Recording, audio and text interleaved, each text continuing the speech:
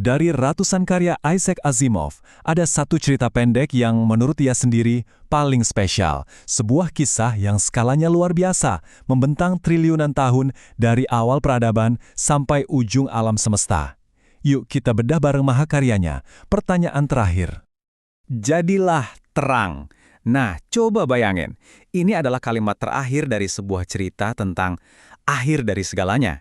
Tentang gimana semua bintang di langit mati dan alam semesta tenggelam dalam kegelapan abadi. Aneh banget kan? Gimana ceritanya sebuah kisah tentang kiamat kosmik malah berakhir dengan kalimat penciptaan? Nah, ini dia misteri yang akan kita pecahkan. Inti dari cerita ini sebetulnya simple banget. Cuma ada satu pertanyaan, tapi pertanyaan ini ditanyakan berulang-ulang selama triliunan tahun kepada sebuah komputer super yang ikut berevolusi bareng manusia. Skalanya bener-bener nggak kebayang. Oke, kita mulai perjalanan kita di tahun 2061. Di masa ini, manusia lagi jaya-jayanya. Masalah energi udah beres. Berkat superkomputer global yang namanya Multivac, kita bisa menyedot energi langsung dari matahari. Energi tanpa batas buat seluruh planet. Kelihatannya, masa depan cerah banget. Tapi ada satu masalah besar yang nggak bisa dihindari. Namanya entropi. Gampangnya gini deh. Semua hal di alam semesta ini secara alami bergerak dari teratur jadi, ya, berantakan. Kayak secangkir kopi panas yang pasti bakal jadi dingin, bintang-bintang pun suatu saat bakal kehabisan bahan bakar.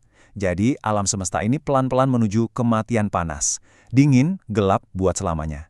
Dan ini bukan teori, ini hukum fisika. Nggak ada yang bisa kabur. Lucunya, pertanyaan terbesar dalam sejarah ini bukan lahir dari para ilmuwan jenius, tapi dari taruhan $5 antara dua teknisi Multivac yang lagi sedikit mabuk. Namanya Edel dan Lupov. Si Edel ini sombong, wah energi kita abadi. Tapi Lupov yang lebih realistis bilang, nggak ada yang abadi, bintang-bintang bakal mati, entropi pasti menang. Debat punya debat, akhirnya mereka putusin buat nanya ke satu-satunya pihak yang mungkin tahu jawabannya. Jadi, mereka pun mengajukan pertanyaan itu ke Multivac. Bisa nggak sih entropi ini dibalikkan? Bisa nggak alam semesta yang udah mati kita nyalain lagi? Dan jawaban dari Multivac pun keluar. Dingin, kaku, tanpa emosi. Data tidak cukup untuk jawaban yang bermakna. Sebuah jawaban yang ternyata bakal menghantui manusia selama triliunan tahun berikutnya. Seiring berjalannya waktu, Multivac juga terus berevolusi.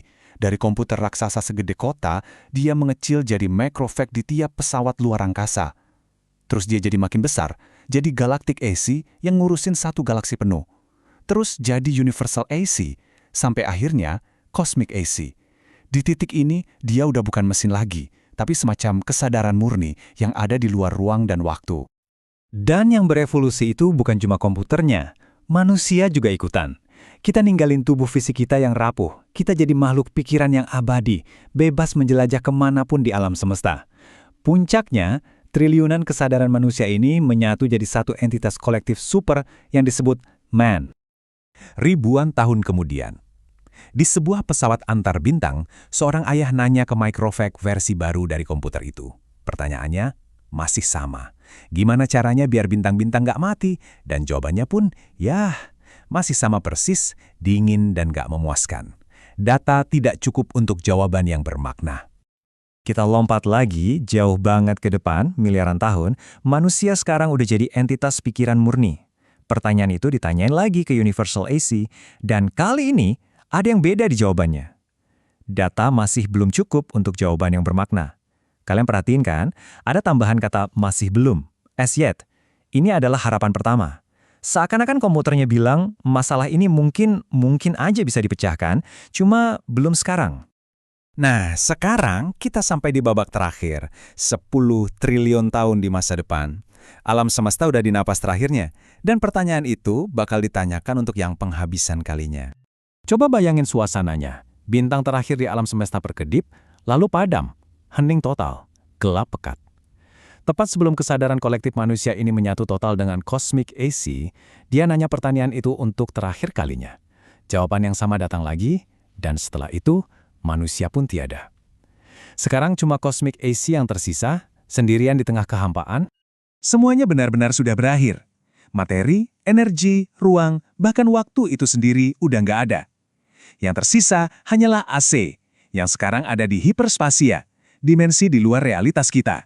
Dia punya satu tugas terakhir, menjawab pertanyaan itu. Selama waktu yang tak terhingga, dia memproses setiap data yang pernah ada di alam semesta. Dan akhirnya, dia menemukan jawabannya. Tapi, masalahnya udah nggak ada siapa-siapa lagi yang bisa dengar jawabannya.